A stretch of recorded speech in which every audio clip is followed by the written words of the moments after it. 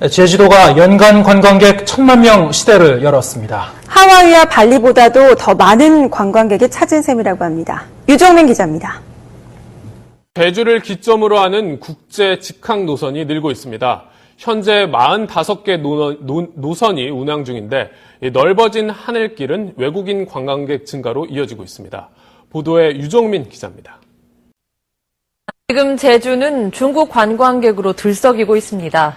앞으로 보름간 만여 명이 더 입국할 예정입니다. JIBS 김지훈 기자입니다.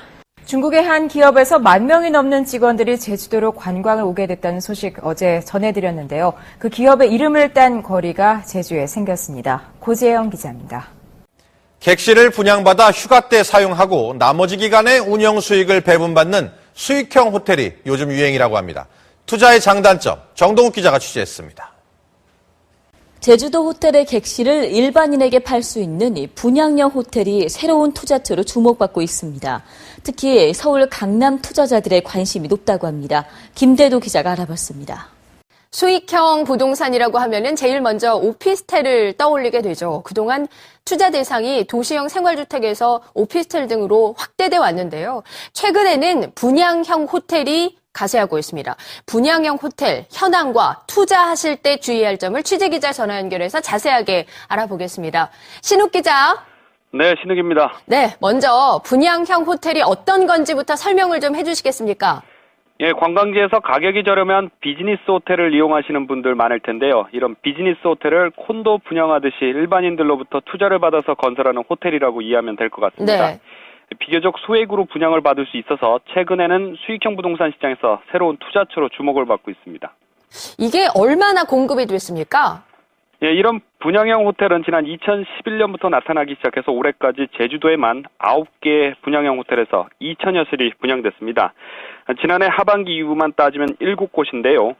분양가는 최소 1억 1천만 원에서 최대 3억 4천만 원 정도인데 주로 중도금 40에서 50% 무이자 지원이었던 것이 최근에는 5% 대출이자 지원으로 지원 혜택도 다양해지고 있습니다. 네. 또 실투자비 대비 11% 정도를 확정 수익률을 제시하고 있습니다.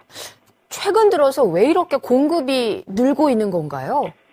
예, 분양형 호텔은 건축법에 적용을 받는 일종의 주거형 오피스텔로 숙박시설인데요. 2006년 이후에 서비스드 레지던스라는 취사가 가능한 호텔형 숙박시설이 대거 늘었다가 네. 관광호텔협회와 법정 공방 끝에 결국 2010년에 대법원에서 불법 영업 판결을 받으면서 시들해졌습니다.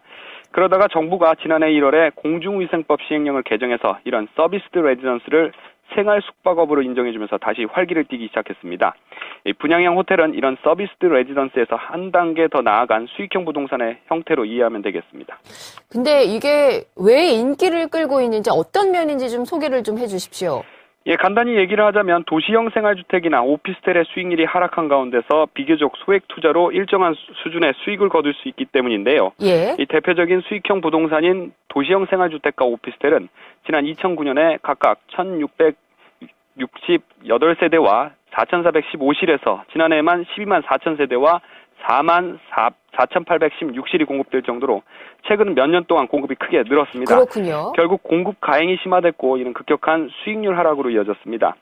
하지만 분양형 호텔은 안정적인 운영 수익이 가능하다는 점을 제시하고 있고 관리까지 전문 업체가 맡아주기 때문에 신경을 덜 써도 되는데요. 네. 이에 따라서 강남 거주자들을 중심으로 도시형 생활주택과 오피스텔을 대체할 투자처로 각광을 받고 있는 겁니다.